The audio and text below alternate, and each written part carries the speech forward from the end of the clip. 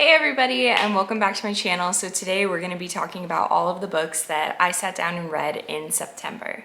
So I have been in the biggest reading slump ever. I haven't been able to pick up a book in so long, and I was finally inspired and able to read a book this month.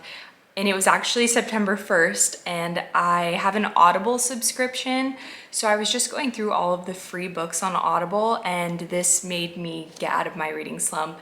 And that book would be Verity by Colleen Hoover. So I actually own this book, but I saw that it was on Audible, so I decided to listen to it on my way to work, and it completely got me out of my reading slump. I loved that book. So if you haven't read Verity, Verity is about this author named Verity, and she is bedridden and super ill.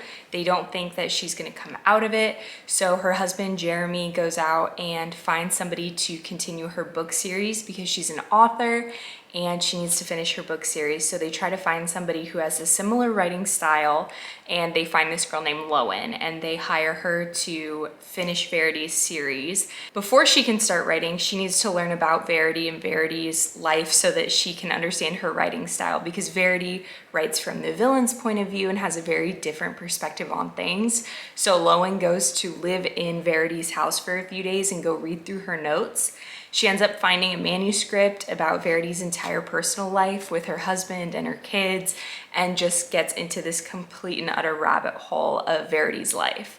And it is so creepy, it's so good. It was not like a normal Colleen Hoover book, because I normally don't like Colleen Hoover. It Ends With Us and Ugly Love, everybody else raved about it, but I just couldn't stand it. I felt like it was so teeny bopper and not for me, because I'm a 26-year-old, and that felt like it was meant for like a 15-year-old, but I loved Verity. So I gave Verity 5 out of 5 stars. I loved this book. I love thrillers. Psychological thriller is my jam. If you love thrillers, you have to go read this, especially since October is coming up and it's spooky season. The second book that I read was following on the Audible train too. This one was another free book on Audible, so I wanted to give it a try since Verity was on Audible. This was called One Last Time by Corinne Michaels, and it was the opposite of the problem that I have with Colleen Hoover. Colleen Hoover's usually too young for me. This one, the character was like in her 40s, divorced, older, and I just couldn't get into it. I listened to the whole book, but it just felt super overdramatic, super unrealistic, and just a lot older. This one was about a woman going through a divorce and the new man who she meets, who's an actor, and just their life together. So it was pretty basic, and I gave it 3 out of 5 stars. The next book that I read was actually a book that I read for work, and it was called The Ideal Team Player by Patrick Lencioni. And this book, basically, I could tell you what the whole book is about in 3 words. It's about being hungry, humble, and smart. This book talks about how your ideal team player or the ideal coworker or person that you want to hire is hungry, humble, and smart in the workplace. This book flowed in a very different way that I haven't read before. It basically gave a storyline describing how they come up with hungry, humble, and smart to hire people, and they give a situation in the workplace. Then it goes really in depth about how to know if people in your workplace are hungry, humble, and smart, how to interview for people who are hungry, humble, and smart, and that was just the gist of the story. It was very repetitive, but it was really good information.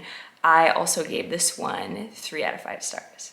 The next book that I read was a book that my sister actually bought for me, so thank you, Katie. She bought it for me because her book club was reading it, so she wanted me to be able to follow along.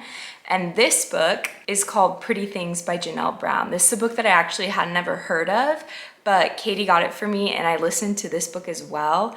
I loved this book. I gave it 4.5 stars. I didn't give it a perfect 5 because there was a little romance that wasn't tied up at the end. This book is about 2 main female characters. One is Vanessa and the other is Mina. So Vanessa grows up with a lot of money. She becomes an influencer on social media, and Mina has grown up poor with her mom being a con artist. And so it's about these 2 girls, their whole backstory. It goes from one perspective to the other, so I love that. But it talks about their 2 upbringings and how they became the people who they are today. It involves a heist. I don't want to spoil anything, but basically they grew up together, they somewhat know each other. Mina has a partner in crime who she works with, and they decide to go stay in Vanessa's rental in part of her mansion, and that is where the story takes a ton of different twists and turns. So like I said, there was a little bit of a romance story at the end that made me not want to give it 5 stars, but it was still such a good book, kept me hooked the whole time. Definitely another thriller. I think I found my genre. So I really, really loved this book, and I think you should go read it. Now, the last book that I read, I had to wrap it up with some romance, right? My favorite genre has been romance. I love the romance genre. I think that's why I was in a reading slump for so long, is because I was struggling in romance. But the last book that I read, I actually have the physical copy with me right now. And that would be Love on the Brain by Miss Ali Hazelwood, of course. So The Love Hypothesis is probably my favorite book. So when I found out Love on the Brain was coming out, I had to get this book, and I finally read it. Another thing that I just started with this book is I started to annotate. So you can see here that I went in and I highlighted my favorite quotes, I annotated it, and so I also got this little bag off Amazon, and I just have highlighters and stickies in here, and I am already on another book where I'm already highlighting and putting stickies, so if you don't do that, I highly recommend that you do. Ali Hazelwood, she writes about girls in STEM, which I love, and so in this book, it's about a girl named B and a boy named Levi, and Levi's an engineer and B is a neuroscientist, and they come together to work on a project for NASA, but in the past they have been enemies, and B thinks that Levi is totally against her, so now they have to come work together in the workplace, and obviously this is a love story, so it's about how they turn from enemies to lovers. But I absolutely love Ali Hazelwood. The one critique about this book, in the same way that Emily Henry has Beach Read and People We Meet on Vacation, I feel like Beach Read is a more mature version and People We Meet on Vacation, Poppy is like a very immature girl, lots of energy and very different.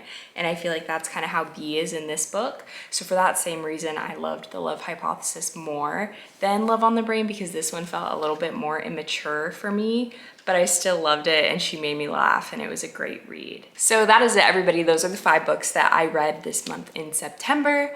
I'm so excited to read more books in October. I have a ton of spooky books on my list to read for Halloween and October and all the things that I am going to be sharing with you as well. I want to make a TBR video for you as well. So I'm so excited to share those books with you. Please make sure, if you aren't already, to subscribe and like the video so that way I can continue to make videos for you guys. I'm so excited to hear about what you guys are reading, so also leave a comment to let me know, and I will see you all on my next video. Bye guys.